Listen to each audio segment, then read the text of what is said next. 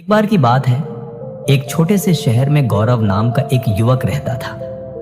वह बहुत ही आलसी था और अपने जरूरी कामों को हमेशा टालता रहता था, जिसके कारण वो अपनी पढ़ाई में अच्छा स्कोर नहीं कर पा रहा था। उसके परिवार वाले उससे हमेशा कहते थे, बेटा, समय का मूल्य समझो। जो समय अभी तुम बर्बाद कर रहे हो वह कभी वापस नहीं आएगा। लेकिन वह हमेशा उनकी बातों को नजरअंदाज कर देता था। वह सोचता, अभी तो बहुत समय है, बाद में कर लूंगा।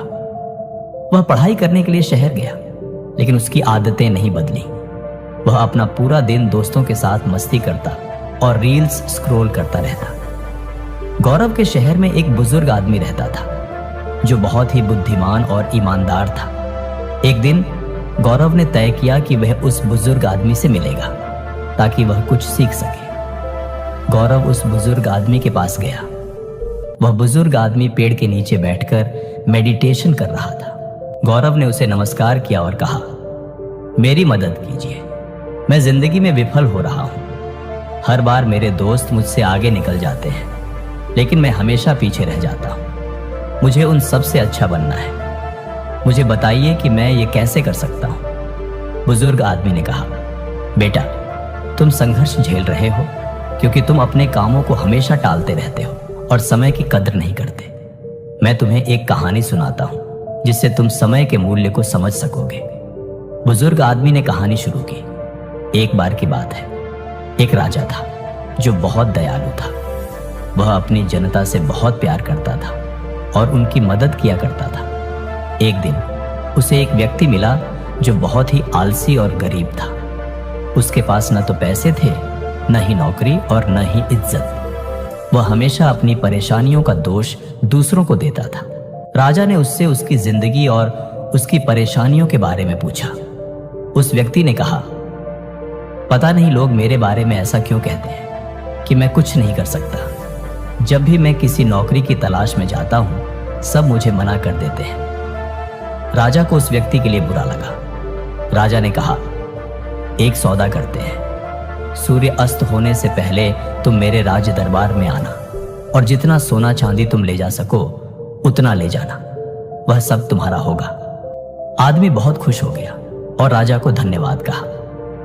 वह अपने घर की ओर दौड़ा और उसने अपनी पत्नी को सब कुछ बताया। उस व्यक्ति की पत्नी भी बहुत खुश हुई और कहा, जाओ और जल्दी से सोना चांदी ले आओ। उस व्यक्ति ने कहा, मैं अभी नहीं जा सकता, मैं भूखा हूं, पहले मुझे खाना दो। जल्दी से उसकी पत्नी ने खाना बनाकर उसे दिया। उस व्यक्ति ने खाना धीरे धीरे खाया। उसने सोचा, उसके पास तो बहुत समय है, खाना खाने के बाद खजाना लेने जाऊंगा। खाना खाने के बाद उसे नींद आने लगी। उसने सोचा, मैं अभी थोड़ी देर सो लेता हूं, कुछ देर बाद चला जाऊंगा। उसने सोचा कि वह थोड़ी देर ही सोएगा, लेकिन वह 2 घंटे के लिए सो गया। जब वह सोकर उठा, उसने देखा कि देर हो गई है। उसने जल्दी से कुछ बैग उठाए और राज दरबार की ओर भागा। रास्ते में धूप तेज थी, उसे गर्मी लगने लगी। उसने सोचा, थोड़ी देर पेड़ के नीचे आराम कर लेता हूं, फिर आगे बढ़ूंगा। उस समय पेड़ के नीचे हवा चल रही थी, जिससे उसे फिर नींद आ गई। इस बार वह 4 घंटे के लिए सो गया। जब वह सोकर उठा, उसने देखा कि शाम होने वाली है और सूरज डूबने वाला है। वह जल्दी से बैग उठाकर राज दरबार की ओर भागा, लेकिन जब वह राज दरबार पहुंचा तो सूरज डूब चुका था और दरवाजे बंद हो चुके थे। वह व्यक्ति बहुत दुखी हो गया। उसने अमीर बनने का एक अच्छा मौका गंवा दिया, क्योंकि उसने समय के मूल्य को नहीं समझा। उस बुजुर्ग आदमी ने कहानी को खत्म किया और गौरव की तरफ देखा। गौरव के पास कोई शब्द नहीं थे। उसे अपनी गलती का एहसास हुआ। गौरव ने उस बुजुर्ग व्यक्ति को धन्यवाद दिया और घर वापस लौट गया। उसे समझ आया कि समय बहुत कीमती है, उसे बर्बाद नहीं करना चाहिए। उसी दिन से गौरव ने अपने लक्ष्यों पर काम करना शुरू किया। उसने अपनी काम टालने वाली आदत को छोड़ दिया और वह बहुत प्रोडक्टिव बन गया। कुछ ही दिनों बाद वह अपने सभी दोस्तों से आगे निकल गया और कॉलेज का सबसे होनहार बच्चा बना। इस कहानी से हमें यह सीख मिलती है कि समय सबसे मूल्यवान संपत्ति है। अगर हम इसे बेकार की चीजों में बर्बाद करेंगे तो हमारे पास पछताने के अलावा कुछ नहीं बचेगा।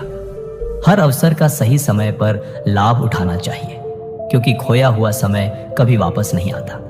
इसलिए आज से ही अपने समय का सदुपयोग करें और अपने लक्ष्यों पर केंद्रित रहें।